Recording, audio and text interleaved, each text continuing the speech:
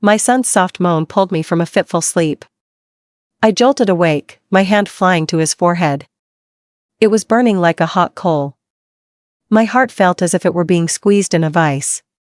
Leo, my 5-year-old son, was feverish again. I glanced at the clock on the nightstand.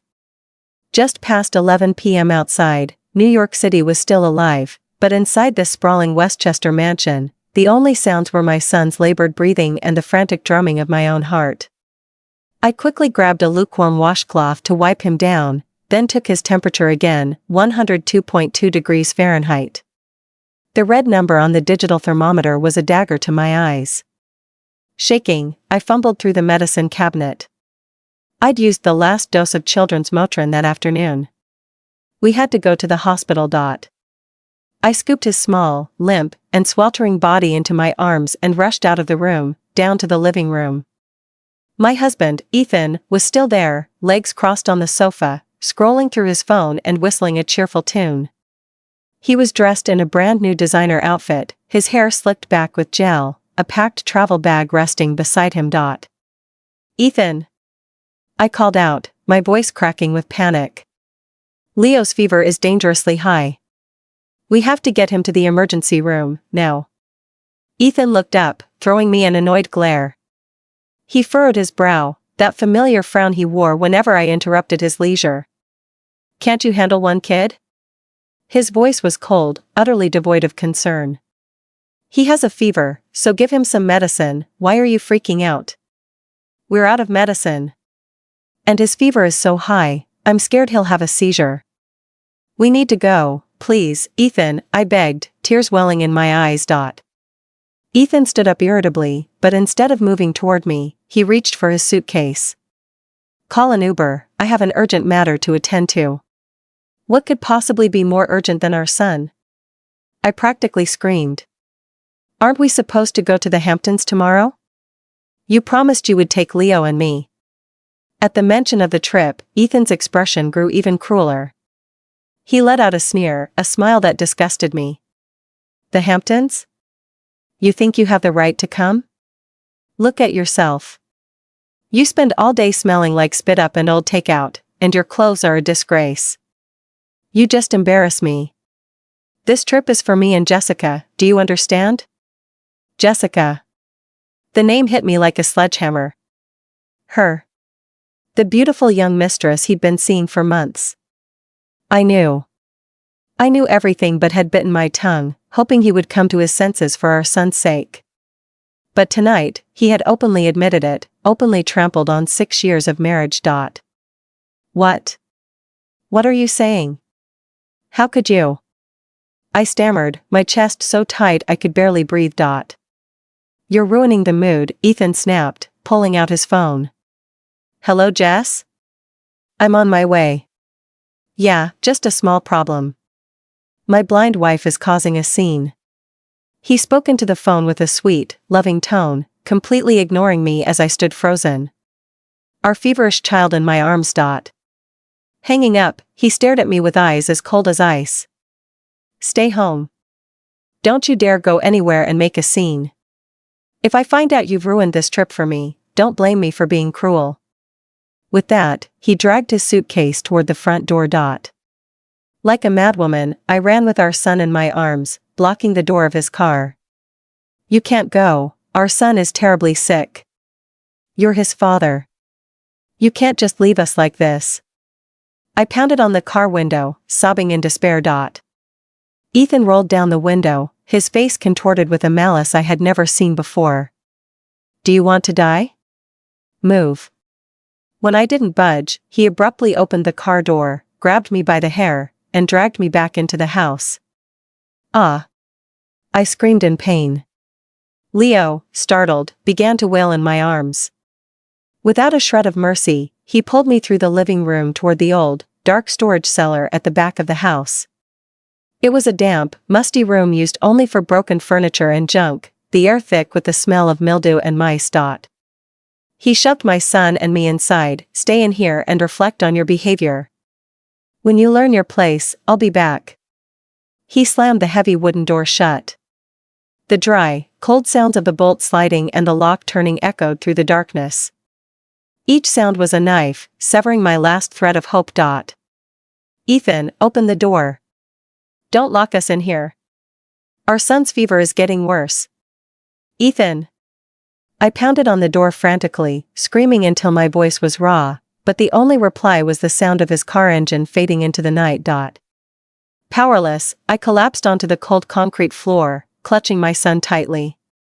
Leo was crying uncontrollably, his body growing hotter by the second. In the pitch-black darkness, all I could hear was my child's gasping breaths and the sound of my own heart shattering into a million pieces. My husband, the father of my child, had just callously locked his own wife and son in a cellar so he could enjoy a vacation with his mistress. Is there any hell more painful than this? What will be the journey of this woman to reclaim justice and her maternal love? Will the wicked pay their price?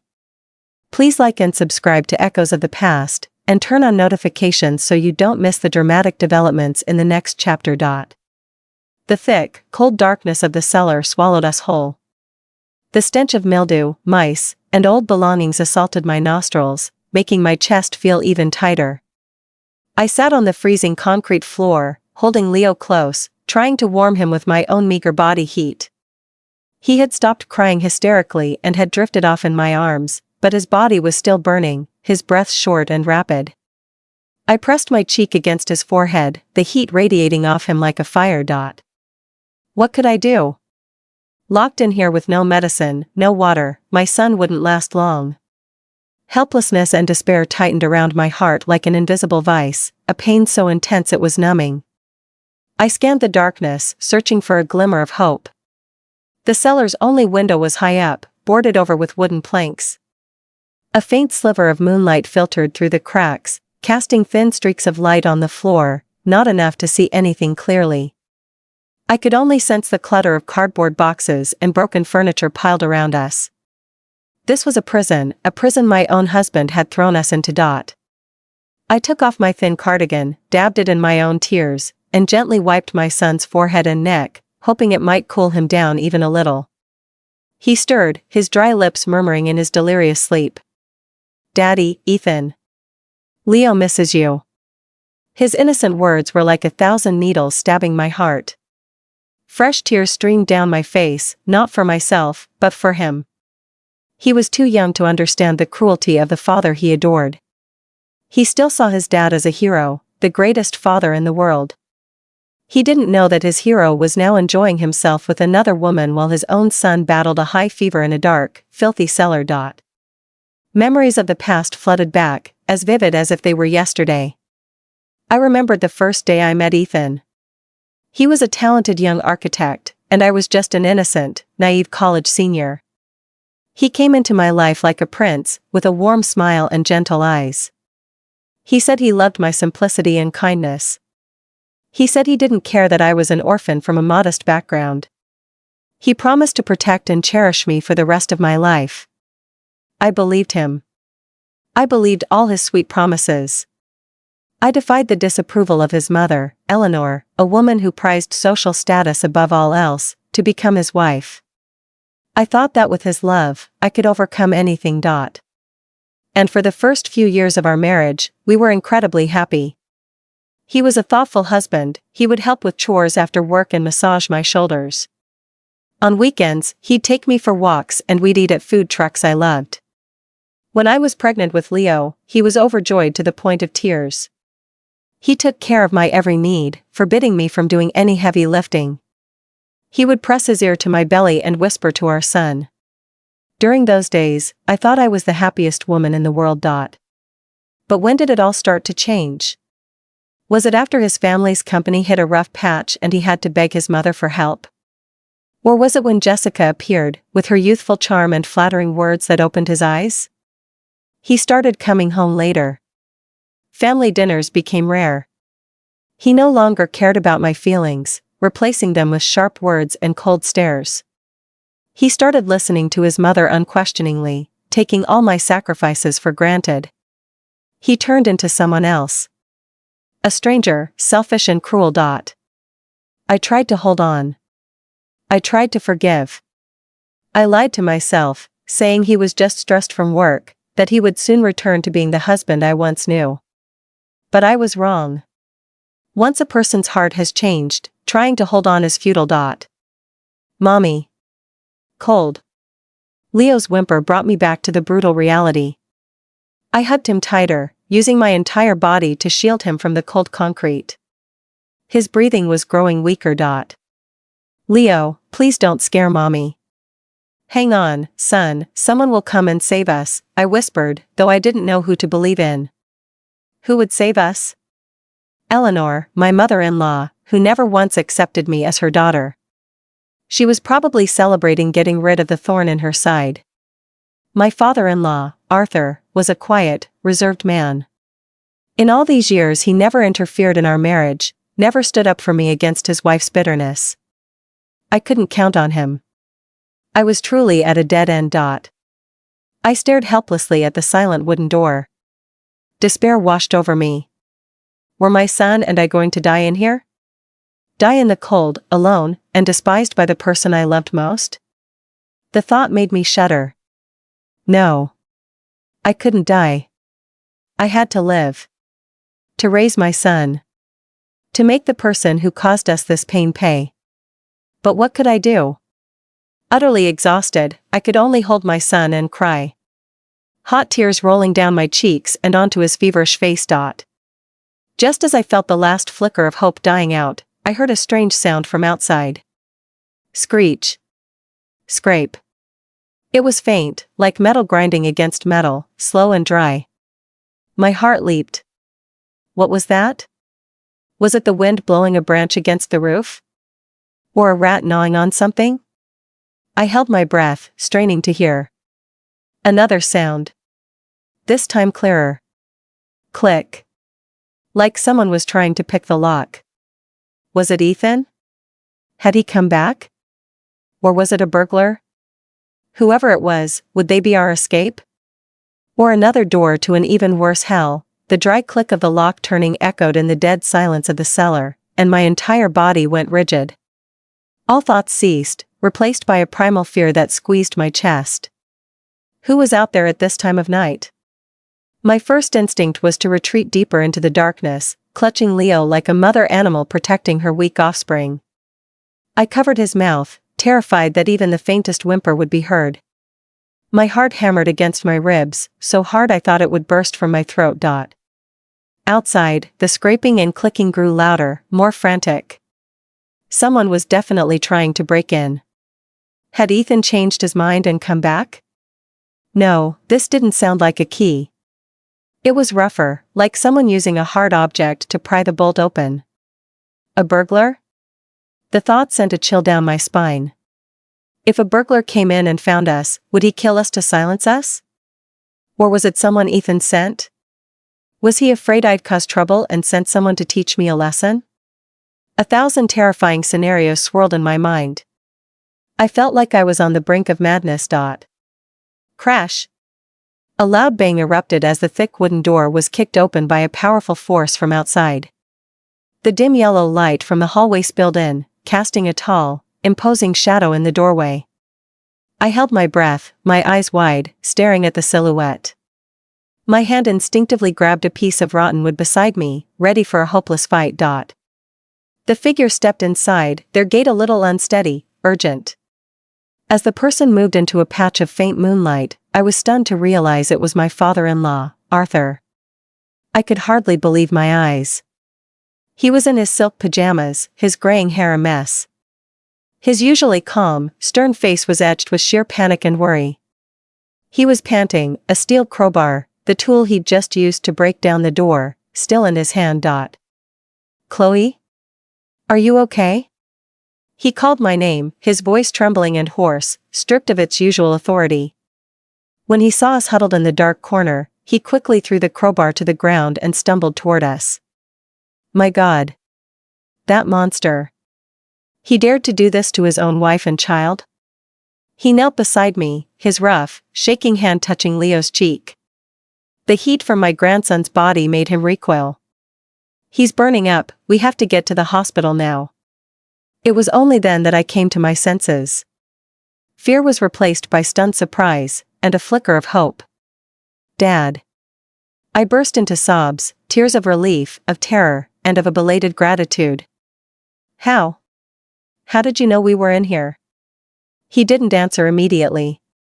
He quickly took off his own robe, wrapped it around Leo, and lifted the boy into his arms. No more questions. Let's go. We have to save my grandson first, he commanded, his voice regaining its usual decisiveness. I scrambled to my feet, my limbs numb from sitting for so long, and staggered after him out of the cellar. In the living room, the lights were still blazing. Ethan's suitcase was gone. On the coffee table, 2 half-empty glasses of wine remained, a bright red lipstick stain on one rim like a cruel mockery. Arthur didn't even glance at them, he just rushed straight to the garage.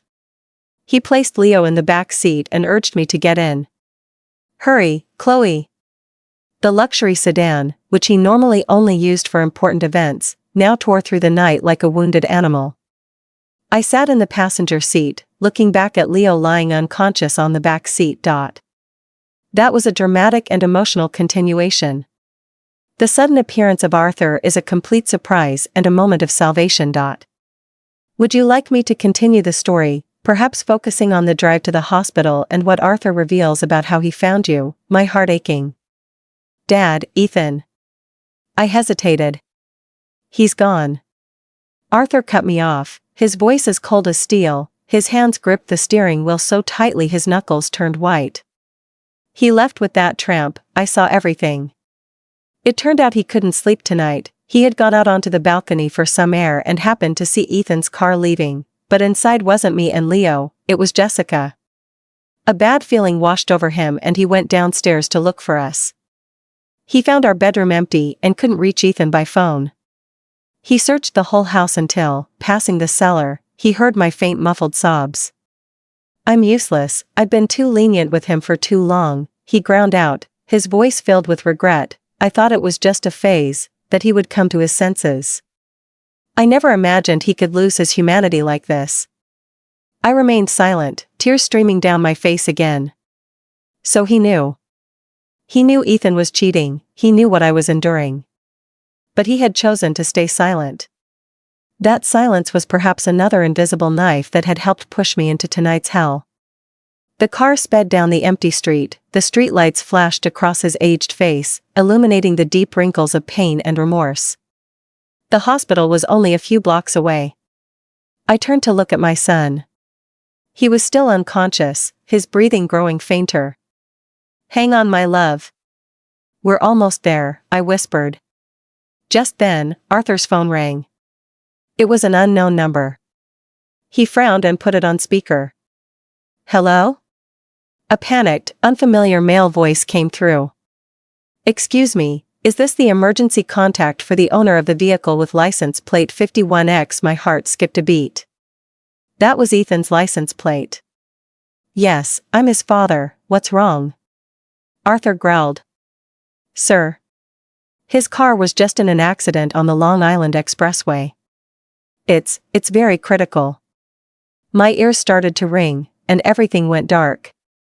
Ethan, in an accident? Right now? Just after he had heartlessly abandoned us for his mistress?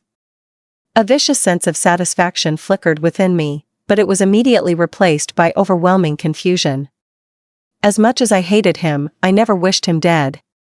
He was still my son's father. The phone slipped from Arthur's hand and fell to the floor. The car swerved dangerously. Dad! I screamed, grabbing the steering wheel. Arthur was stunned, his eyes vacant, staring straight ahead.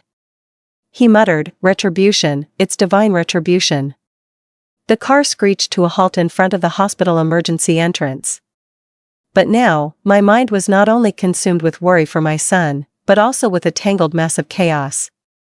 My cruel husband was lying on the brink of death, and my father-in-law, who had just rescued me from one hell, seemed to be sinking into another of his own. The night was far from over. The emergency room door swung shut, sealing me off from my son's world. I stood frozen in the cold hospital corridor, my mind a complete blank. The sharp smell of antiseptic, the squeak of gurney wheels, the urgent calls of nurses, it all blended into a distant, chaotic buzz. I couldn't hear any of it. In my ears, there was only the sound of Leo's weak, ragged breathing and the silent scream in my own chest. My child, my life, was in there, fighting for his life, and I could only stand here helpless. A thin hand rested on my shoulder. I turned. It was my father-in-law. Arthur's face was now ashen, his eyes bloodshot and vacant. "Chloe," he began, his voice raspy. "Ethan, he's in the ER down the hall." I followed his gaze. Not far away, another set of emergency room doors were lit up. I knew Ethan was in there, the husband who had ruthlessly pushed my son and me to the brink of death. A strange feeling crept over me. Not worry, not satisfaction, but a terrifying emptiness. Every emotion I had for that man seemed to have died in the cellar. Now, my mind had room for only one concern. Leo. "You should go see how he is," Arthur said, his voice heavy with exhaustion. I shook my head, my eyes fixed on the doors to my son's room. "I'm staying here for Leo." My answer was brief but firm. Arthur stared at me, perhaps surprised by my coldness. But then, in his tired eyes, the surprise was replaced by a look of sorrow and understanding. He said nothing more. Just stood silently beside me. Both of us staring at the same door, two people waiting for two lives, but our hearts in two completely different worlds. Time crawled by, each second a form of torture. I paced back and forth, my hands clasped tightly in prayer. I prayed to God, to any divine being who could hear my plea. Please save my son. He's so small, so innocent. Let me bear all the sin, all the retribution. Arthur slumped onto a waiting room chair, his head in his hands. His once straight back seemed to have stooped. I knew his pain was 100 times greater than mine. On one side, his grandson was in critical condition. On the other, his only son was fighting for his life. Both pains were tearing him apart. Finally, after what felt like an eternity, the doors to Leo's ER opened. A young doctor stepped out, removing his mask. Arthur and I rushed forward. "Doctor, my son, my grandson, how is he?" The doctor gave us a small, reassuring smile. "You were lucky you brought him in time. The boy had a febrile seizure caused by a viral infection. We've managed to lower his fever and stabilize him. He's out of immediate danger but will need to be monitored for a few days." Hearing this, my legs gave out, and I sank to the floor, tears of joy streaming down my face. My son was saved. Thank God. Arthur let out a long sigh of relief and helped me up. "That's wonderful. Thank you, doctor. Thank you so much." Leo was moved to the pediatric ward. Seeing him sleeping peacefully in his bed, his face still pale but his breathing steady, a true sense of peace finally settled over me. I sat by his bed, holding his tiny hand to my cheek. As long as he was here, no other storm mattered. Arthur stood at the doorway for a long time, watching us, then quietly turned and left. A short while later, he returned, holding a key and a small piece of paper. He handed them to me. "Chloe, take these." I looked at him, confused. "What is this, Dad?" "It's the key to the safe in my office." "The combination is Leo's birthday," he said, his voice low and strangely resolute. "Inside are the company seal, the deeds to all our properties, and several stock portfolios. From now on you will hold on to them." I was so stunned I almost dropped the key. "Dad, what are you saying? Why would you give these to me?" Arthur looked me straight in the eye, his expression no longer vacant, but filled with steely determination. "I've been weak for too long. I stayed silent and let you and your son suffer. The price we've paid today is too high. Whether Ethan lives or dies, he no longer has the right to manage this family. As for your mother-in-law, she has been blinded by money and indulgence." He squeezed my hand that held the key. "Chloe, I know you are a good, strong, and sensible person. I can't trust anyone else but you. From now on, you will make all the decisions for this family. Use these to protect yourself and to raise Leo properly. Don't let anyone bully you ever again, not even your mother-in-law." His words, his trust, brought tears to my eyes.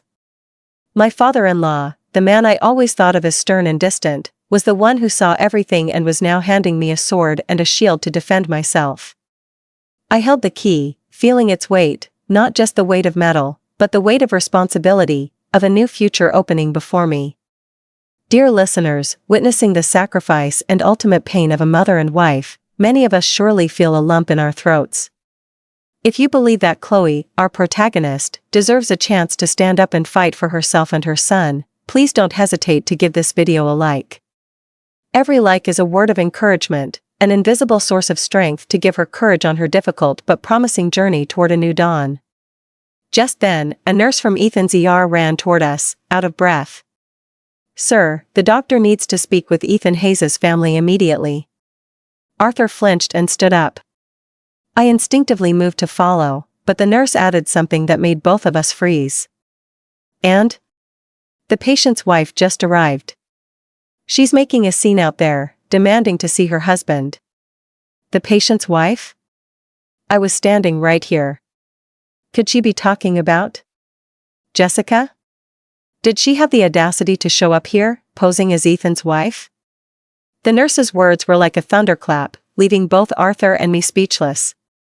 I was Ethan Hayes' legal wife, the woman who had been with him for 6 years, the mother of his child. So, who was the woman causing a scene? It had to be Jessica. Her audacity had surpassed any limit I could have imagined. She hadn't just stolen my husband, now she was trying to steal my identity, right here. Arthur's face darkened. Without a word, he turned and strode purposefully toward Ethan's emergency room. I hurried after him, a fire of rage burning inside me. I wanted to see her. I wanted to see the face of the woman who had destroyed my family. The hallway leading to Ethan's ER was already chaotic. From a distance, I could hear a familiar, shrill, screeching voice. "Do you know who I am? I'm Ethan Hayes' wife. My husband is in there, why won't you let me in? What if something happens to him? Can you bear that responsibility?" In the middle of a small crowd of nurses and hospital security guards, there stood Jessica, dressed to the nines as if for a party. She wore a tight, scarlet-red dress, heavy makeup, and teetering high heels. She looked nothing like a worried wife, but more like a queen inspecting her domain, furious that her subjects were disobeying her. "Stop this," Arthur's voice boomed, sharp and authoritative, cutting through Jessica's tirade. Everyone turned in surprise.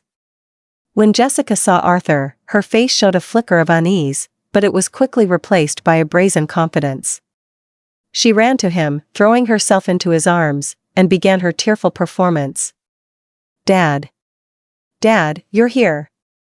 Look at these people, they won't let me see Ethan. He's in there, and I don't know if he's alive or dead. I'm so worried, Dad." She sobbed dramatically, pointing at the nurses and guards as if she were the victim. The onlookers, unaware of the situation, began to whisper amongst themselves, looking at us with sympathy. Arthur coldly removed her hands and pushed her away. His eyes, fixed on her, held no warmth, only contempt and disgust. "What right do you have to call me, Dad?" His question stunned Jessica. The fake smile on her lips froze. "Dad, what are you saying?" I'm Ethan's wife." "Wife?" Arthur let out a harsh, chilling laugh. "His legal wife, the mother of my grandson, is standing right here. You are nothing more than a home-wrecking tramp. A third party who destroyed a family. You have no right to be here." He then turned to me, his gaze softening. He took my hand and held it up for everyone to see. "This is my daughter-in-law. The only wife the Hayes family will ever acknowledge." Arthur's sudden reversal shocked everyone present. Jessica's face turned from red to white. She was speechless. She never could have imagined that the future father-in-law she had been trying so hard to win over would expose her so brutally in public. Just then, the emergency room doors opened. An older doctor emerged, his face weary. Who is the family of patient Ethan Hayes? Arthur and I stepped forward. That's us. How is our son, doctor? The doctor looked at us, shook his head, and sighed. We did everything we could. The patient suffered severe traumatic brain injury from the impact. He's stable now, and we've saved his life. But... He paused, as if searching for the least painful words. But the brain damage is extensive. It's highly likely he will never wake up. He will live in a persistent vegetative state. A vegetative state? The word struck me like a physical blow. Even though the love was gone, hearing that the man I had once shared my life with would spend the rest of his days as a soulless body still filled me with a sense of sorrow. But the one who completely broke down was Jessica. No. That's impossible. She screamed, her voice shrill and crazed. Ethan can't be like this. He promised to marry me, to give me a life of luxury. You're lying. All of you are lying to me. She lunged forward, trying to force her way into the ER, but was restrained by security guards. Greed and desperation had turned her into a wild animal, devoid of reason. Let me go. Ethan. My money. My mansion. My cars. She shrieked and struggled. Her delirious words unintentionally exposed everything. The crowd now understood. They looked at her with contempt. She wasn't here because she was worried about Ethan's life. She was worried about the fortune he had promised her. Arthur signaled to security. Get her out of here, don't let her filth contaminate this place. Jessica was dragged away by two strong guards, still screaming curses. Her flashy red figure disappeared down the hall, leaving behind a heavy silence and a tragedy whose curtain had just fallen. I stood there watching, feeling no satisfaction, only a deep, melancholic sadness. Human greed is a terrifying thing. It can turn a beautiful young woman into a monster, willing to trample on life and morality. Eleanor, my mother-in-law, arrived at the hospital shortly after, likely tipped off by someone. The moment she saw Arthur and me standing outside the ER, she rushed over not to ask about her son, but to point a finger straight at my face and scream. It's you. You curse. You've ruined my son.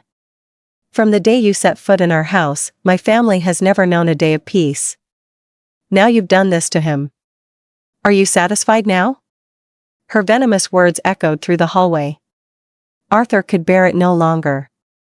He roared, "Be quiet. Do you have any idea what your precious son just did?" He locked his wife and his feverish child in the cellar to go fool around with his mistress. His accident was his own damn fault. It was karma. Eleanor was stunned by her husband's rage, but she quickly retorted, "You're defending her. You always defend that country bumpkin.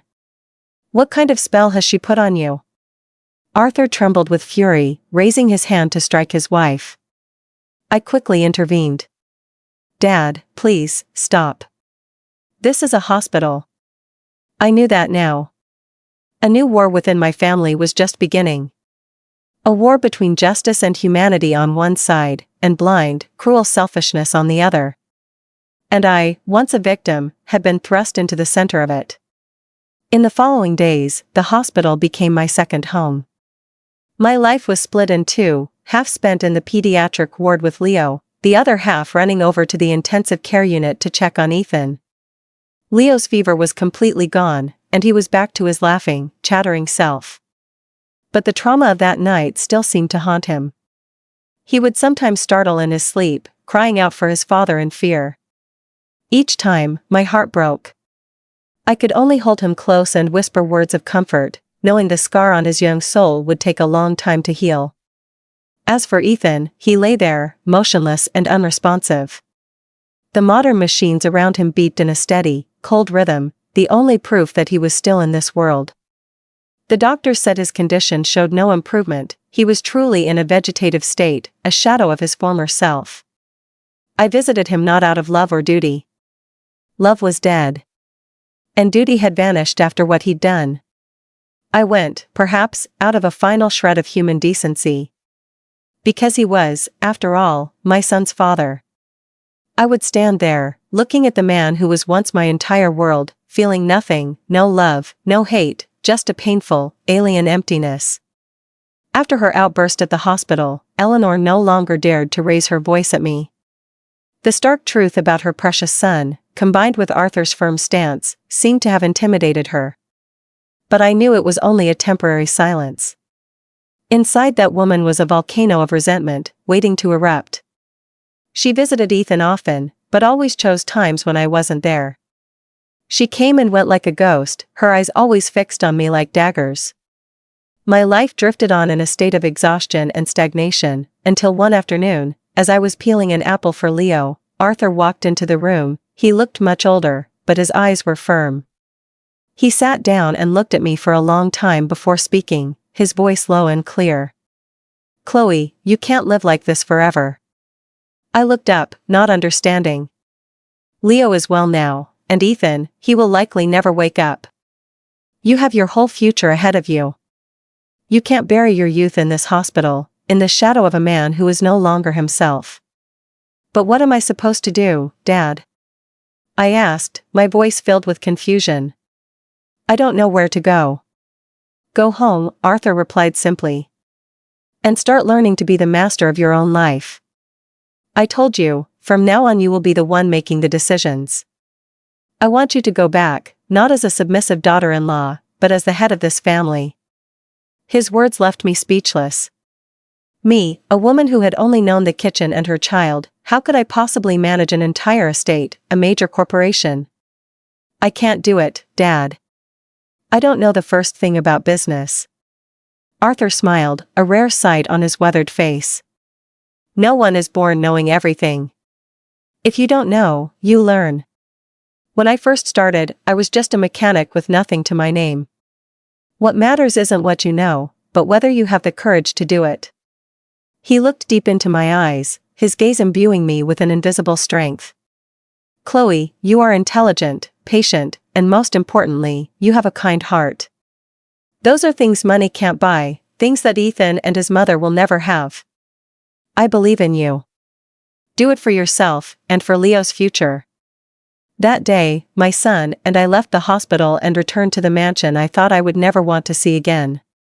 But this time, my mindset was completely different. I was no longer a shadow, a guest in my own home. I returned as someone who was about to learn how to fight for what was hers. As I stepped through the familiar doorway, I saw Eleanor sitting enthroned on the sofa, arms crossed, her sharp eyes scanning my son and me. "So, you're back. I thought you were planning to leave for good." I said nothing, simply leading Leo past her. "Stop," she barked. "Who gave you permission to leave without my consent? Do you even consider me your mother-in-law anymore?" I stopped and slowly turned to face her, looking directly into her eyes. My gaze no longer held the fear and submissiveness of before, but a calm that was almost cold. "Mother, I have returned to my home. I brought my son to his room. I don't believe I need anyone's permission for that." My attitude stunned Eleanor. She had probably never seen me talk back to her like this. You, she stammered, speechless with rage. Just then, Arthur came down from the upper floor. "Are you trying to cause trouble again?" he growled. "Chloe just brought our grandson home from the hospital. If you can't say a single kind word, then at least don't look for a fight." Eleanor shot up from her seat. "Look at her, Arthur, she doesn't respect anyone anymore. She probably thinks that with Ethan lying there, she can take over and seize all the family's assets, doesn't she?" "Yes," Arthur replied, his voice firm. "From now on, all assets of this family, all major decisions in the company, will be decided by Chloe alone. That is my decision. Do you have a problem with that?" Eleanor's jaw dropped. She couldn't believe what she was hearing. Her plans to control the finances, to bring in a distant nephew as the new heir, all evaporated into thin air. She looked at me with an expression of pure hatred. "Fine, very well, you too." "Very well," she seethed, then stormed off to her room. I knew that from this moment on, the war in my family had truly begun.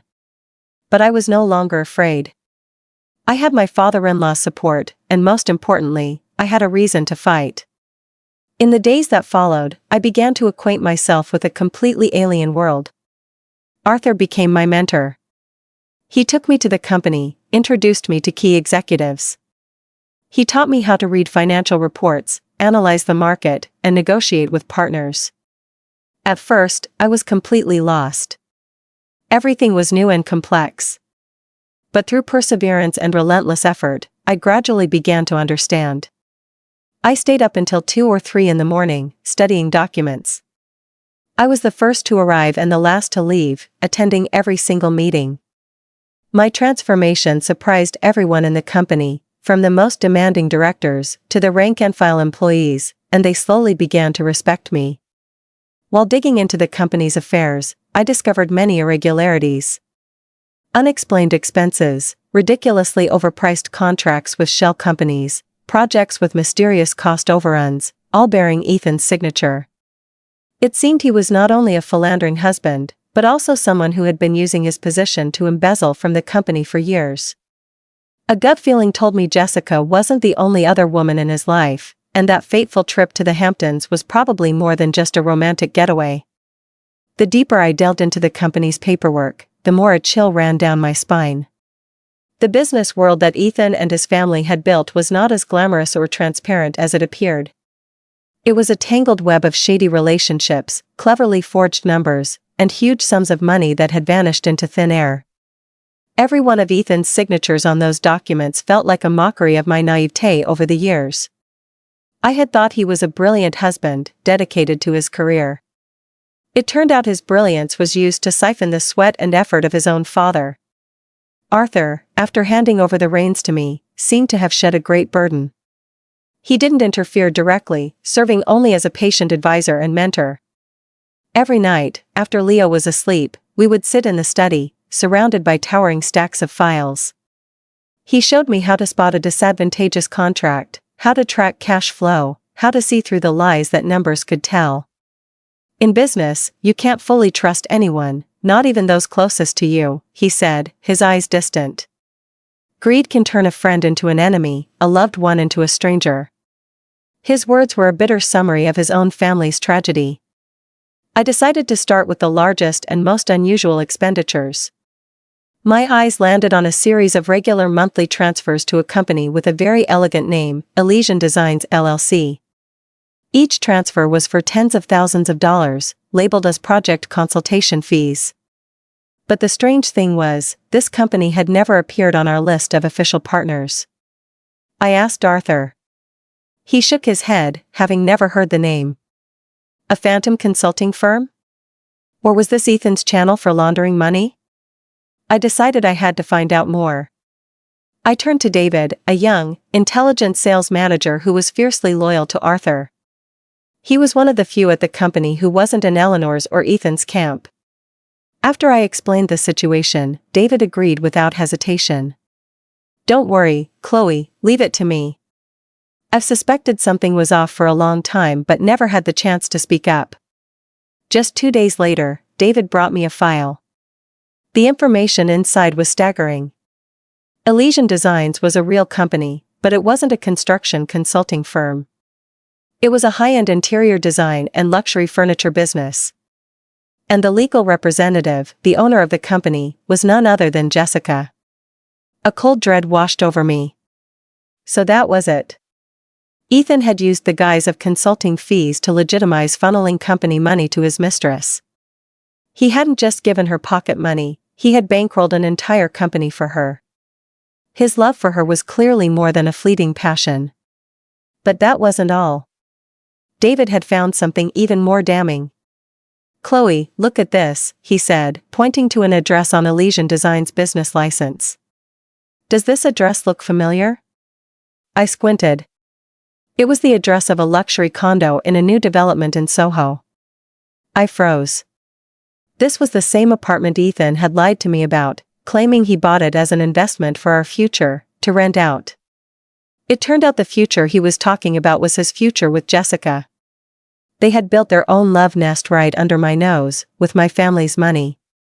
The anger and pain of betrayal surged through me again.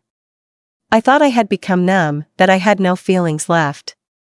But no, this wound was still too deep. I had been to that apartment once. Ethan had lied, saying he was taking me to see a model unit. I still remembered the feeling of awe at its modern luxury. I still remembered him whispering in my ear, "One day, I'll buy an even more beautiful home for you and Leo." It was all a lie. A perfect performance. "Chloe. I found this too." David's voice pulled me back to reality. He handed me a USB drive. "This is a recording from the security camera in the building's hallway. It took a lot of effort to get it."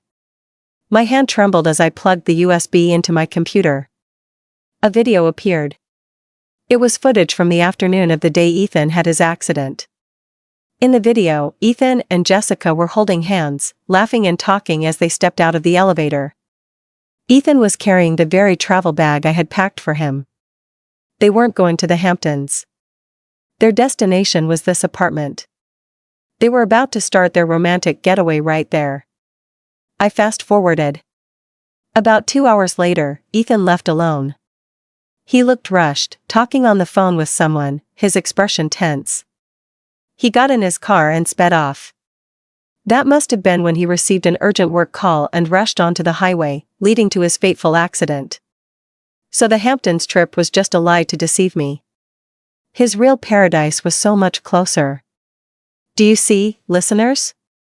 Sometimes the truth is more brutal and cruel than we can imagine. A devoted wife, dedicated to her family, was deceived so brazenly by the husband she loved. If this story has touched your heart, if you feel outrage at the betrayal and sympathy for the wife, please share this video. Let's spread this story as a cautionary tale for the women around us, so they can recognize and protect themselves from liars. And to give Chloe more strength in her fight for the justice she so thoroughly deserves. I closed the laptop, my head spinning. This evidence was more than enough to expose Ethan and Jessica, but I didn't want to stop there. Someone who could orchestrate such an elaborate deception for years, surely his crimes weren't limited to embezzlement and adultery. I had a strong feeling that Ethan's accident might not have been an accident at all, and that the secrets behind the projects he managed were far more sinister. With irrefutable proof in my hands, I could have immediately blown the whistle on everything, ruining Jessica's reputation, and leaving Eleanor with no face to show anyone, but I didn't. A surprise attack might bring temporary satisfaction, but it wouldn't solve the root of the problem. Moreover, my instincts about Ethan's other dark secrets urged me to act more cautiously. I needed to peel back his layers one by one, carefully and surely, until the rotten core was fully exposed to the light. I decided not to expose them immediately but to start by cutting off their lifeblood. Money. My plan began on a bright Monday morning. I woke up earlier than usual, chose a navy blue power suit, and applied light but sharp makeup. I looked at myself in the mirror, no longer the weak, submissive Chloe of yesterday. My eyes now held a steely resolve and a hint of coldness. Today, I would make my first move. I went to the office and called an emergency meeting with the accounting department and David. To everyone's surprise, I issued a decisive order. As of today, I am ordering a review and temporary suspension of all payments for consulting contracts with Elysian Designs. Furthermore, freeze all supplementary corporate credit cards issued to non-employees. The head of accounting, a middle-aged woman known to be one of Eleanor's loyalists, immediately objected. "Miss Hayes, we can't do that. The contracts with Elysian Designs were personally approved by CEO Ethan Hayes and have been paid regularly for 2 years. As for the supplementary cards, one of them belongs to the chairman's wife, Mrs. Eleanor Hayes. If we freeze it without authorization, when she finds out," I cut her off, my voice quiet but powerful enough to silence the room. "What did you just say? The chairman's wife?"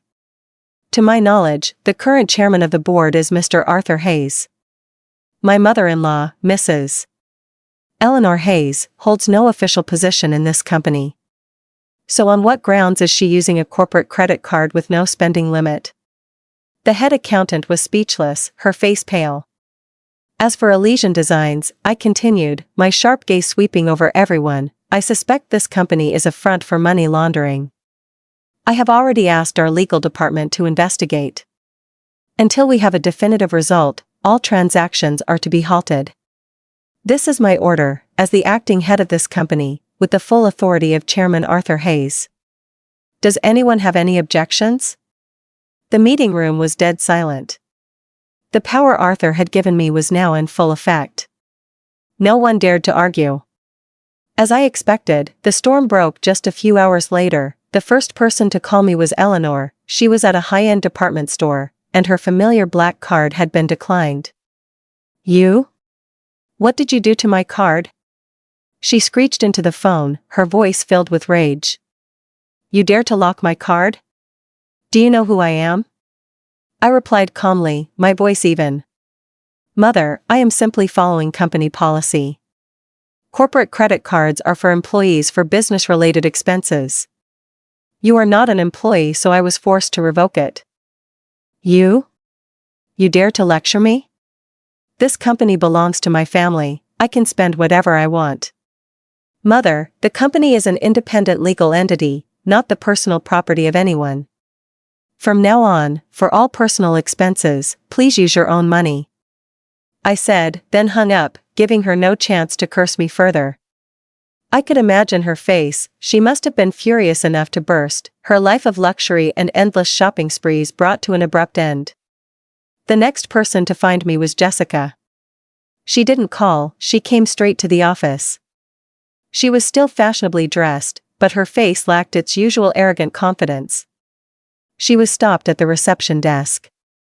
I watched her on the security monitor from my office. She tried to look pitiful, telling the receptionist she had an urgent matter to report to me. I let her up. Entering my office, Jessica looked around with envious eyes. Chloe, she began, her voice sickeningly sweet. I heard our company is suspending the contract with my firm. Is there some kind of misunderstanding? Our contract is still valid. I leaned back in my chair, twirling a pen. There is no misunderstanding, Miss Walker. Our company is simply in the process of reviewing the effectiveness of our partners, and we've noticed that besides receiving regular monthly payments, your company seems to provide no actual consulting value. Jessica's expression shifted. What do you mean by that? The contract was signed by Ethan himself. He knows best the value we bring. Oh, really? I gave a faint smile. Then would you mind showing me any work reports, acceptance records, or any consulting products your company has delivered to us over the past 2 years? Jessica was at a loss for words. Of course, she had none of those things. They were all fake contracts. You're deliberately making things difficult for me. If Ethan finds out, he won't let you get away with this. She resorted to threats. I stood up, walked over to her, and whispered close to her ear, just loud enough for the two of us to hear. Ethan? You think he can do anything to me now? Perhaps you should worry about yourself first. Do you think I don't know where the money for your Soho apartment came from? Or who paid for that sports car you're driving? Mississippi Walker. You should remember that what isn't yours must eventually be returned, sometimes with interest. Jessica's entire body trembled, her face deathly white. She looked at me with a mixture of fear and hatred. She never expected I knew everything. Get out, I said, my voice like ice. Before I call security, Jessica stumbled backward, not daring to say another word, and fled as if she'd seen a ghost. My first move was a resounding success. I had cut off 2 leeches that were draining the company dry, but I knew this was just the beginning. When cornered, wild animals become more dangerous than ever. And I had a feeling Eleanor and Jessica wouldn't stay down for long. The real fight was just about to begin. Just as I predicted, the silence from Eleanor and Jessica was merely the calm before the storm. Cut off from their financial sources and lavish lifestyles, those 2 women had nothing left to lose. And when people have nothing to lose, they can do the most insane things. Their counterattack wasn't aimed at the company or its assets. It was aimed directly at the one thing I cared about and my greatest weakness right now, my reputation. They wanted to destroy me, to turn me into a villain in everyone's eyes, so that I could no longer hold my head high and fight back. The storm began with whispers, rumors spread with deliberate intent. At first, it was within the company. People started whispering behind my back that I was an inhuman wife, who, while her husband lay helpless, conspired with her father-in-law to seize power, that I was a snake they had nurtured in their home for years, only to turn around and bite them. I knew these rumors were being spread by the head accountant, Eleanor's crony. I ignored them. I focused on my work, believing my actions would be the best response. But I had underestimated their viciousness. When the office gossip wasn't enough to bring me down, they decided to take the story public, turning it into a melodrama to win the public's sympathy. One morning, as I arrived at the office, David rushed into my office, his face pale. "Chloe, we have a problem. You need to see this." He placed a tabloid newspaper on my desk. On the front page, a sensational headline screamed at me. "The ugly truth behind a billionaire's tragedy, wife's twisted affair and plot to seize fortune, as husband lies dying." Below was a long, tear-jerking article. It spun a completely fabricated story. It claimed Ethan and I were a happy couple until I had an affair with another man, heavily implying it was David. When Ethan found out, he was so heartbroken that he drove recklessly and caused the accident. The article went on to accuse me of not even visiting my husband in the hospital, instead colluding with my father-in-law to take over the company, kick my mother-in-law out of her home and cut off all her financial support. Accompanying the article were purposefully taken photos.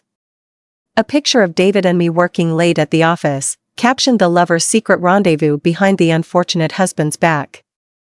A photo of Eleanor crying outside the mansion gates from the day she caused a scene, captioned "Elderly mother thrown out of her home by cruel daughter-in-law." And most disgustingly, a secretly taken photo of Ethan in his hospital bed, with the caption, "The tragic husband, abandoned in his time of need." My blood boiled. I couldn't believe they could be so vile. They not only distorted the truth, but also shamelessly used the tragic image of their own son and husband to slander me. "Chloe, this is spreading like wildfire," David said anxiously. "On social media, people are sharing it everywhere. All the gossip forums are talking about you. They're calling you." He hesitated. "Calling me what?" "Just say it." "They're calling you, the venomous viper wife, the most ruthless gold digger of the year." I closed my eyes and took a deep breath to control my surging anger. I knew this was a carefully calculated media attack. They wanted to use public pressure to destroy me. My phone started ringing nonstop.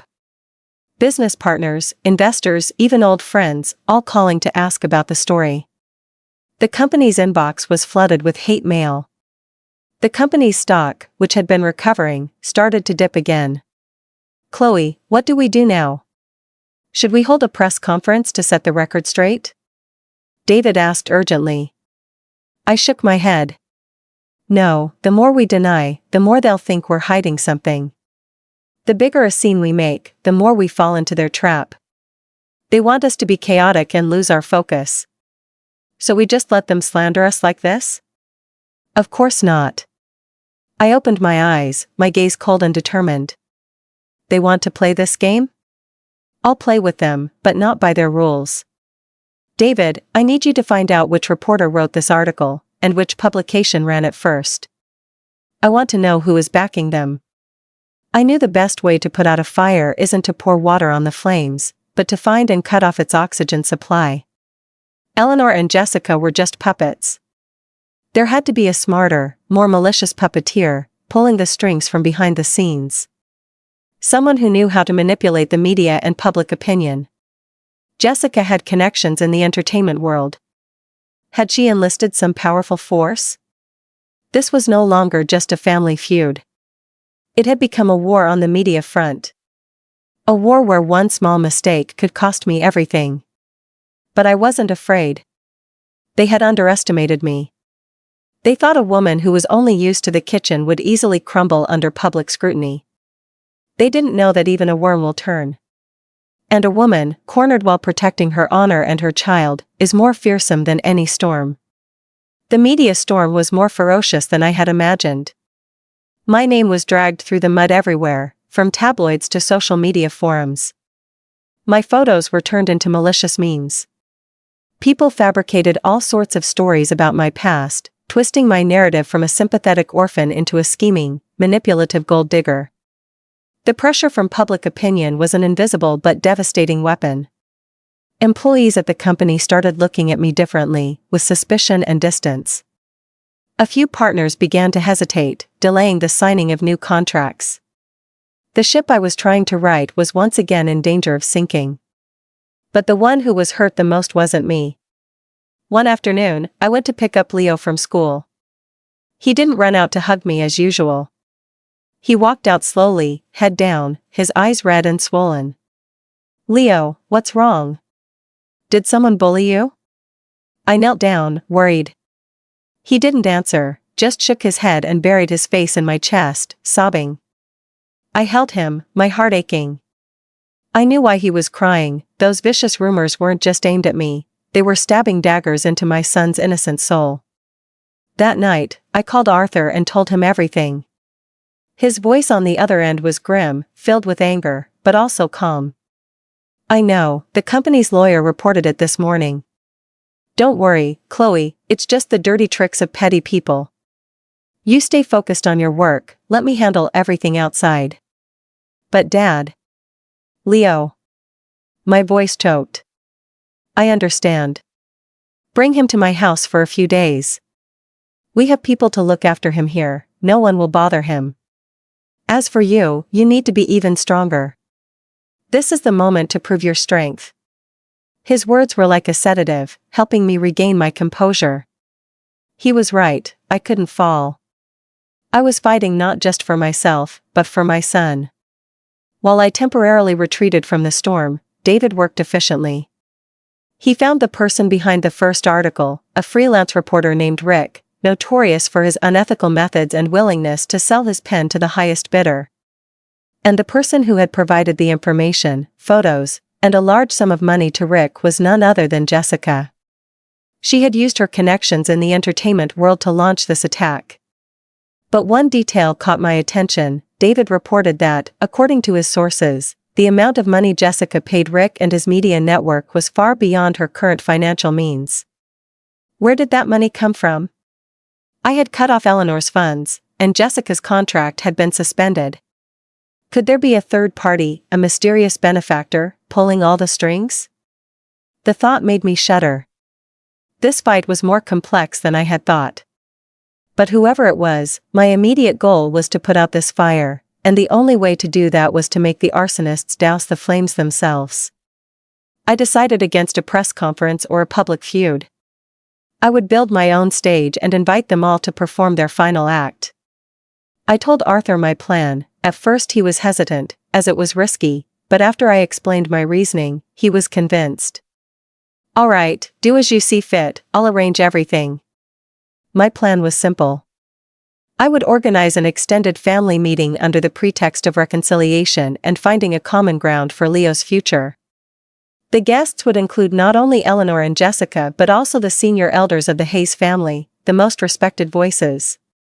I would also accidentally leak information about this meeting to the reporter, Rick. I was certain he wouldn't miss a golden opportunity for such exclusive news. The stage was set, the script was written. All that was left was for the main actors to walk into the perfect trap I had laid. Dear listeners, a grand play is about to conclude. Will Chloe, with her intelligence and courage, be able to turn the tables and expose the true faces of those who wronged her? What conspiracies and secrets will be revealed at this fateful family meeting? To not miss a single thrilling detail and to accompany our protagonist on her journey to justice, please subscribe to Echoes of the Past right now. Because what's about to happen will surely keep you glued to your screen. The meeting was set for a weekend afternoon at the Hayes family estate. The location was symbolic. It was the seat of power, the guardian of the family's legacy and principles. And today, it would witness the downfall of those who had used that legacy as a shield for their vile deeds. I arrived early with Arthur to prepare. I wasn't wearing a suit, but a simple white silk dress with minimal makeup. I wanted to appear as a daughter-in-law and a mother, not a cold businesswoman. Eleanor and Jessica arrived together. Eleanor was still playing the victim, her eyes red, needing support to walk. Jessica wore a somber black dress, looking respectable but unable to hide the triumphant glint in her eyes. She probably thought I had been forced to surrender, to appeal to the family's judgment. The family elders arrived one by one. They were all older, reputable individuals. Their eyes held a mix of scrutiny and pity as they looked at me. I knew the rumors had influenced them. When everyone was seated, I stood and bowed. Uncles, aunts, cousins, thank you for coming.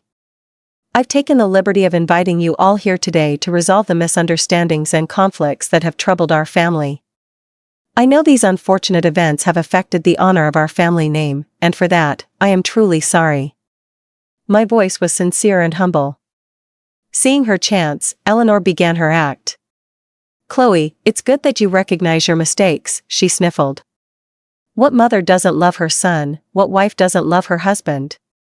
But before she could finish, a few unfamiliar figures appeared at the gate, brandishing cameras.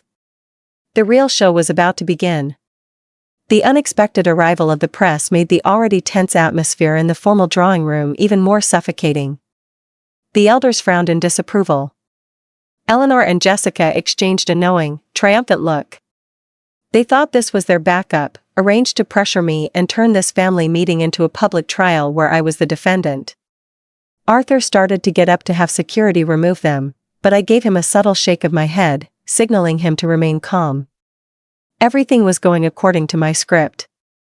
My apologies, everyone. It seems someone has leaked information about our meeting, I said, feigning slight distress, but since it has come to this, I think it might be for the best. With the press as witnesses, everything will be fair and transparent, I have nothing to hide. Hearing this, Eleanor and Jessica looked even more smug. They had no idea that this group of reporters, including Rick, had been invited by a secret source I had arranged, and the envelopes they had received were much thicker than anything Jessica had paid. Very well. If Chloe says so, one of the most respected elders spoke up. Then let us begin. Tell us what has happened. Eleanor didn't give me a chance to speak first. She immediately stood up and launched into her tearful monologue. She recounted the perfectly fabricated story from the tabloids, how I had been unfaithful, how heartbroken she was to discover my affair, how I had ruthlessly seized the family assets and kicked her out of her own home. She acted so convincingly that even I almost believed her tragic tale. The camera flashes were relentless. When she finished, Jessica seamlessly took over. She didn't cry, she portrayed herself as a concerned outsider, who couldn't stand by and watch an injustice. Uncles Ethan and I were just close friends, she said, her voice filled with sincerity. Because I was so close to him, I witnessed his pain when Chloe betrayed him. I tried many times to persuade Chloe to reconsider, to return to her family, but she wouldn't listen, she even said. She paused, feigning reluctance, that she couldn't waste her life with a husband who was about to become an invalid. That last line was a knife to the heart. Vicious. Her cruelty knew no bounds, she not only slandered me but also used the most heartless words to describe the man she called a close friend. A murmur went through the room. All eyes were now on me, filled with judgment and reproach. Rick the reporter was scribbling furiously, a smug look on his face. Their performance was perfect. They had successfully painted me as an unforgivable villain. I listened to it all in silence. I didn't interrupt, didn't argue. I let them perform, let them expose their own fake dirty faces. When the room was buzzing with whispers, when I had become the focus of their condemnation, I slowly stood up. Are you finished? My voice was unnervingly calm. My composure surprised everyone. They were likely expecting a breakdown, a plea for mercy, not this. Your performance was truly outstanding. I clapped softly, a purely sarcastic gesture. If I weren't in the middle of it, I might have believed you. But unfortunately for you, I didn't come here today to watch a play, I came here to show you another one, a play called The Truth. With that, I signaled to David. He connected his laptop to a large projection screen that had been set up beforehand. First, let's review the close friendship between Miss Walker and my husband. The security footage from the Soho condo building played. The image of Ethan and Jessica, holding hands, embracing intimately, appeared in crystal clear detail. The room went silent. Jessica's face went white. "No, that's a doctored video." "Doctored?" I laughed coldly. "Then what about these?" A series of bank transfers from Ethan's account to Jessica, deeds to the condo, and the title for a sports car all in Jessica's name, flashed on the screen. "Miss Walker, your friendship with my husband is quite valuable. It's worth a condo and a sports car. I wonder, does your friendship have a price tag?" Jessica collapsed into her chair, utterly defeated. All eyes now turned to her with disgust. "Next, let's talk about my mother-in-law's suffering." I shifted my focus to Eleanor. "You said I cruelly threw you out of the house. I wonder if you remember this conversation." An audio recording I had secretly made on my phone played. Eleanor's sharp, bitter voice filled the room. "She probably thinks that with Ethan lying there, she can take over and seize all the family's assets, doesn't she?" Then came Arthur's firm voice. "From now on, all assets of this family, all major decisions in the company, will be decided by Chloe alone." The recording ended. Everyone now understood. It wasn't me who kicked her out. She had left in a rage because her power and access to company funds had been cut off, and then she had fabricated the story to frame me. And finally, my voice hardened, my eyes locking on to Eleanor and Jessica, regarding the story of my affair, and my plot to seize the assets. "This is the real truth." I played the final recording. It was a conversation between David and the reporter Rick, which David had secretly recorded. In the audio, Rick admitted everything. "It was Miss Walker who hired me. She gave me a huge sum of money, provided all the info and photos, and told me to write a shocking story. The more I could slander Miss Hayes, the better. She said if she could take Miss Hayes down, she would have everything, and she wouldn't forget my share. Every scheme, every dirty trick, was laid bare." The room was plunged into a dreadful silence. The elders' faces were purple with rage. The reporters were in a frenzy, their cameras aimed squarely at the two women who now sat stunned, their faces drained of all color. Eleanor and Jessica were utterly defeated. They had dug their own graves, and I had just pushed them in, burying them in shame and disgrace. Their play was over. But mine, the final judgment, was still to come. The family meeting ended in chaos and humiliation for Eleanor and Jessica. Faced with irrefutable evidence, they had nothing to say in their defense. The family elders, after learning the truth, were furious. They, on behalf of the entire family, bowed their heads in apology to me and Arthur for their misguided judgment and promptly disowned Eleanor, declaring her a disgrace to the family name. Eleanor, once a powerful matriarch, now had nothing, no money, no honor, and no family. She fainted on the spot and was taken to the hospital, shunned by everyone. Jessica was swarmed by the press. She tried frantically to escape, but there was nowhere to run. Sharp questions were hurled at her. "Miss Walker, did you orchestrate the smear campaign against Miss Hayes? What is your true relationship with CEO Ethan Hayes? Was the money for your home and car obtained illegally?" Her carefully constructed facade was shattered. Her modeling career, her image as a sweet, innocent girl, had crumbled to dust in a single afternoon. As for the reporter Rick, once the recording was made public, he knew he was exposed. He tried to flee but was apprehended by our company's security and handed over to the police. Facing charges of defamation, blackmail, and professional misconduct, his career was over. The curtain had fallen. The villains had paid their price. I thought I would feel triumphant, joyous. But instead, I just felt a bone-deep exhaustion. This war had taken too much from me. I just wanted to go home, hold my son, and forget everything.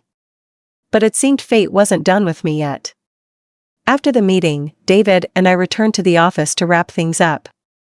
While organizing the files related to the case, David suddenly exclaimed, "Chloe, I just found something really strange."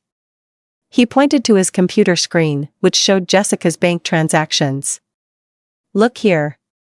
Besides the regular payments from Ethan, Her account received a massive one-time transfer of $2 million from an unknown company called Apex Holdings. I frowned. Apex Holdings? I'd never heard of it. Whose company is that? I checked, David said, his expression serious. It's a newly emerged real estate company with very deep pockets, but the shocking part is its legal representative. It's a man named Marcus Hayes, Ethan's distant cousin, the one who was fired from our company 3 years ago for stealing construction materials. Marcus Hayes. I vaguely remembered him, a thuggish-looking man with shifty eyes, whom Arthur himself had fired. How could a man like that be the head of a major real estate firm? I found this too, David said, opening another file. It was a map of projects being developed by Apex Holdings. My eyes froze on a project named Viana Oceanfront Resort. David, zoom in on the location of that project. He did as I asked. When the map focused, my heart stopped. The project was located on the exact stretch of coastal land in the Hamptons where Ethan had lied about taking us for a vacation. Everything clicked into place with horrifying clarity. The trip to the Hamptons wasn't just a getaway with his mistress, Marcus Hayes, Apex Holdings. The $2 million transfer to Jessica. It was all connected. And Ethan's accident. It happened on the Long Island Expressway, the main route to the Hamptons. Was that just a coincidence? David, I want you to investigate everything about Apex Holdings and this Marcus Hayes. I want to know where their money comes from, if there's anything shady about their projects. And specifically, find out where Marcus Hayes was and what he was doing on the day of Ethan's accident, I ordered, my voice firm. A woman's intuition, the intuition of someone who had been deceived, was telling me that behind the affair and embezzlement lay a much more terrifying truth, a truth that might involve life and death. While waiting for David's findings, I decided to visit Ethan at the hospital, not because I cared, but because I needed answers. He was the most important link in this entire story. He was still lying there in the ICU, unchanged. I sat by his bed, quietly looking at the man who was once my husband. His face was still handsome, but now pale and lifeless. Ethan, I said softly, can you hear me? How many more secrets are you hiding? What were you really going to do in the Hamptons that day? It wasn't just for fun with Jessica, was it? He didn't respond. Only the steady beep of the heart monitor answered. I sighed, about to leave, when I suddenly saw his finger twitch. It was a tiny, almost imperceptible movement, but I saw it. My heart pounded. I immediately called for a doctor. The doctor examined him for a long time, then turned to me with a look of surprise and joy. It's a miracle. The patient is showing response to external stimuli. This is a very positive sign. There's a chance he might wake up. I was frozen. Ethan, I could wake up. At this moment, I didn't know whether to consider this good news or bad. If he woke up, he would have to face the reality that his family was in ruins, his mother was a broken woman, and he himself was entangled in a web of deadly secrets. And more importantly, if he woke up, would the people lurking in the shadows let him live? Or would they do everything in their power to silence him for good? The news that Ethan might wake up spread like lightning, bringing not just hope, but also immense danger. I knew the shadowy figures behind this would not sit idly by. Ethan, once a perpetrator, was now a key witness, a ticking time bomb that could destroy everything. I immediately had Arthur tighten security at the hospital. Our most trusted guards were posted outside the ICU 24/7. Anyone entering, including doctors and nurses, was thoroughly screened. I was in a race against time, a race against criminals trying to silence their last witness. Meanwhile, David's investigation into Apex Holdings yielded shocking results. Chloe, I can't believe it, David's voice was horrified over the phone, every single one of their projects is dirty. They're buying up farmland from people at dirt cheap prices through intimidation, then using shady connections to rezone the land and sell it for a fortune. This is an organized crime ring. What about their funding? I asked, a sense of dread growing. That's the most terrifying part, David paused. Apex Holdings' cash flow is linked to an international money laundering operation, And it's connected to some of our company's old projects, the ones Ethan was in charge of. So it was clear, Ethan hadn't just embezzled company funds to support his mistress, he was a key player in a much larger criminal network. He had used his power to turn his father's company into a tool for a crime syndicate. Marcus Hayes was just a pawn.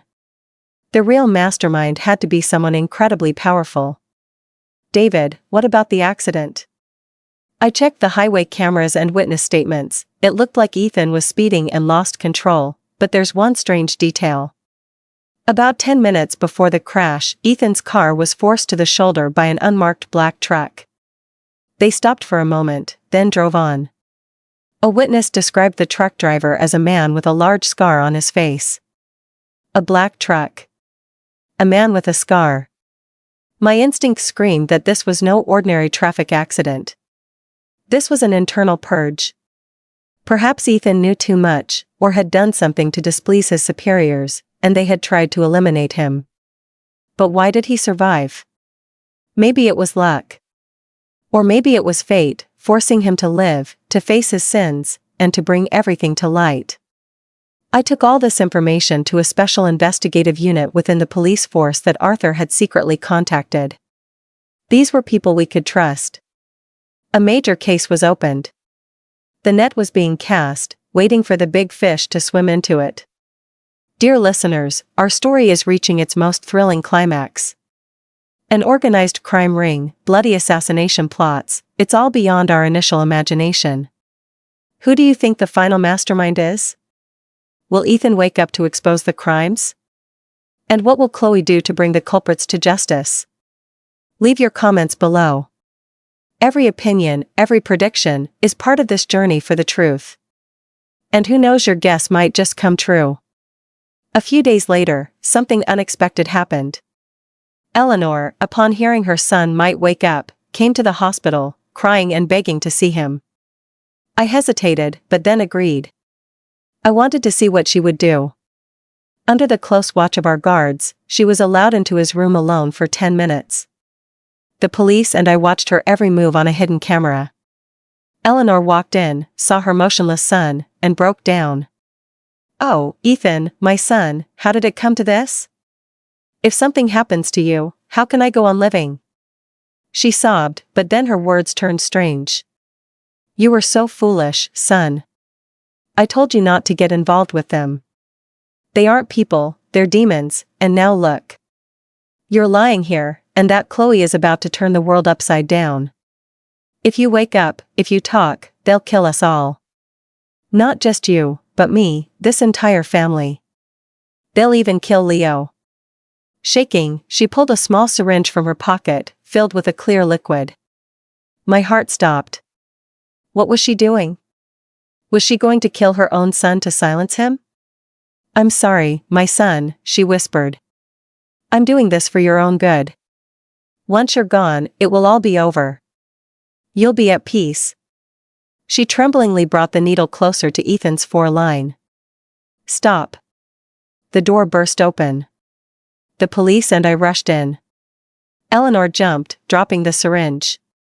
What were you doing to your son?" I growled. Eleanor was speechless, her face white as a sheet. "Were you about to inject him with poison? To silence him?" She collapsed to the floor, wailing like a child. I had no choice. They threatened me.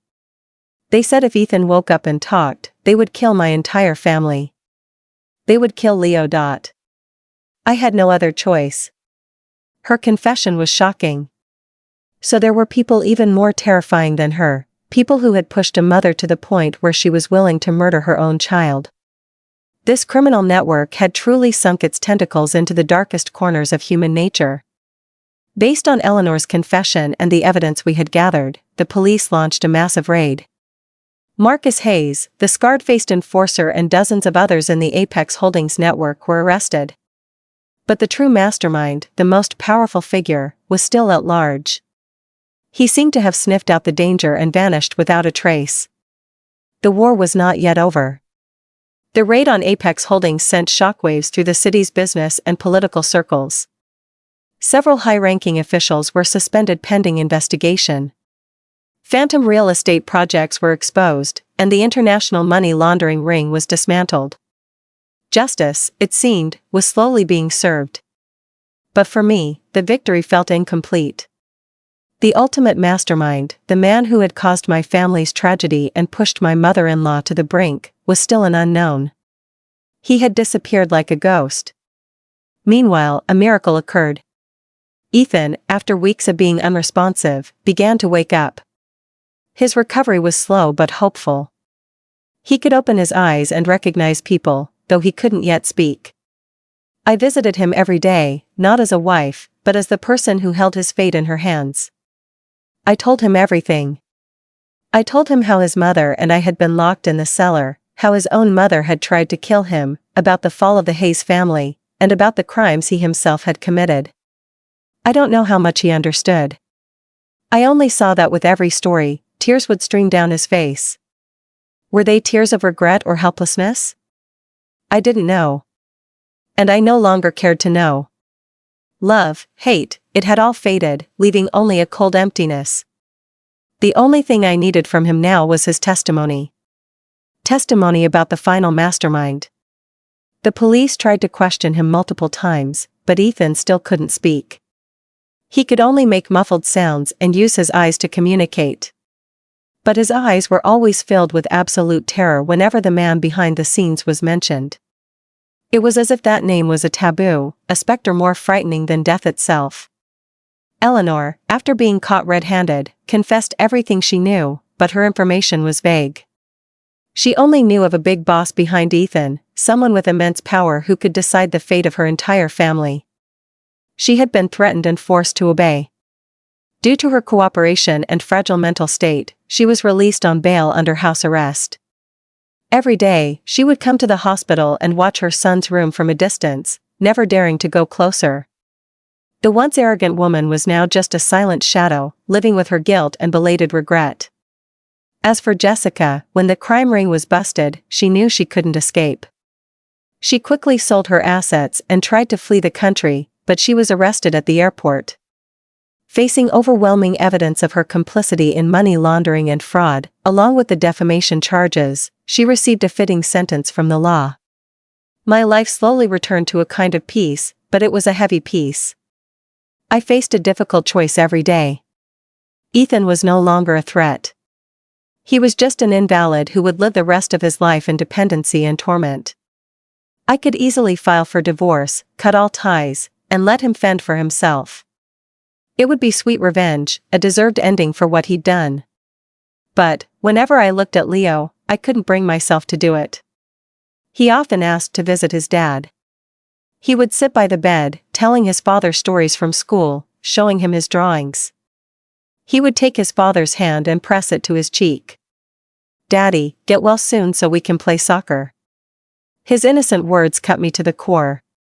No matter how terrible a husband and criminal Ethan was, he was still Leo's father.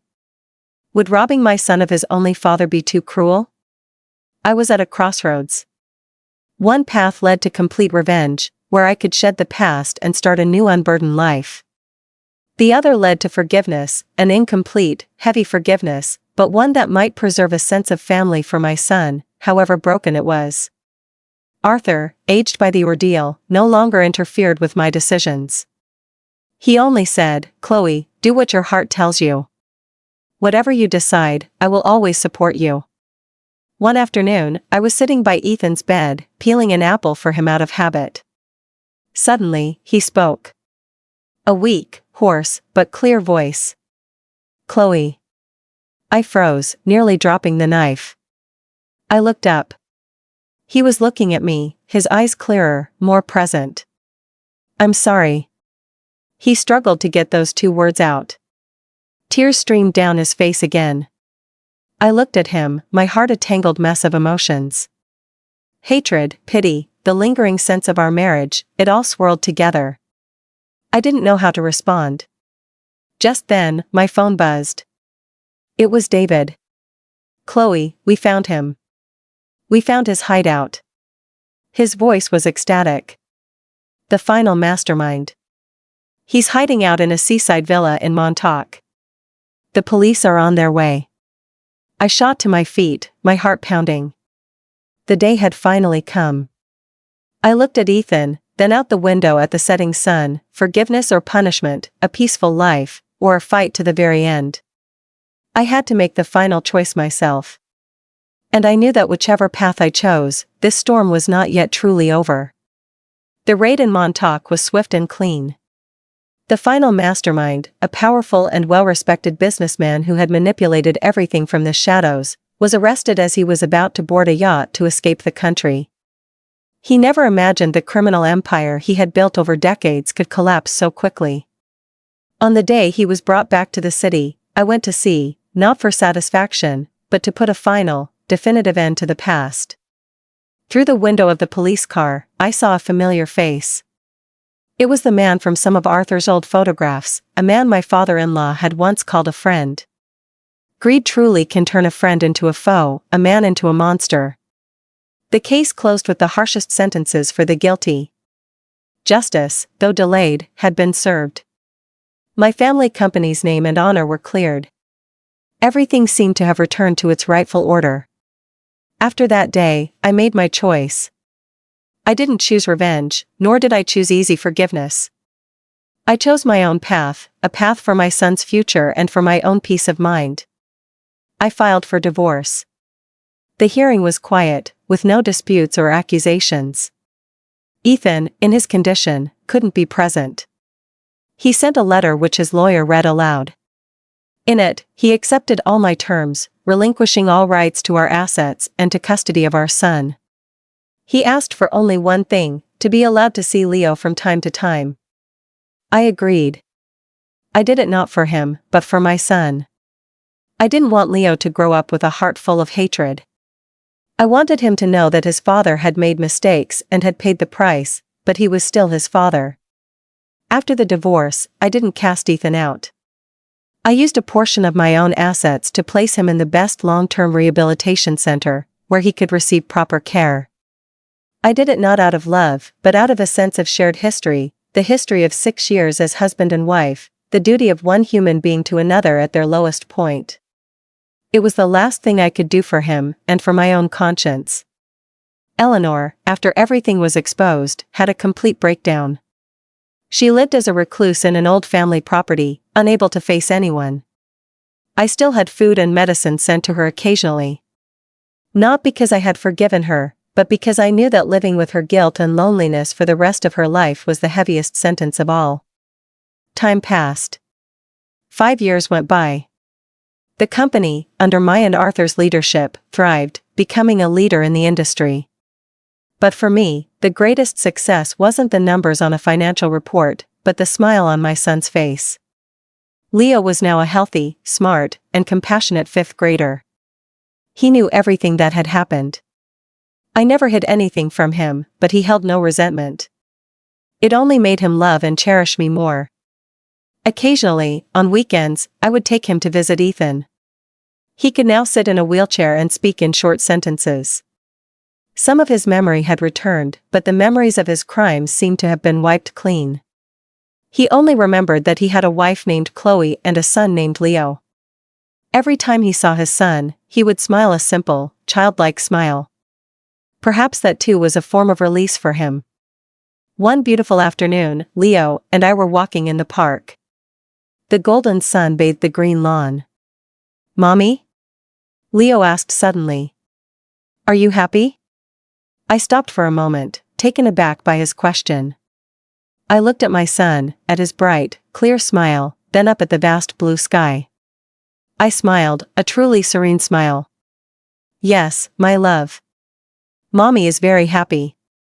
I once thought my life was a long, dark night with no escape. I was once locked in a cellar of despair, chained by betrayal and cruelty. But in that very darkness, I found the light of a father's love, of compassion, and of the strength hidden within myself. The cellar door had opened, freeing not just my body but my soul. My dawn didn't come overnight.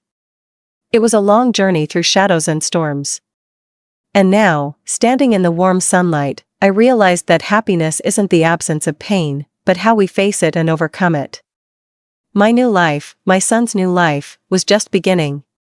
A life with no more hatred, only love, forgiveness, and a peaceful sky ahead.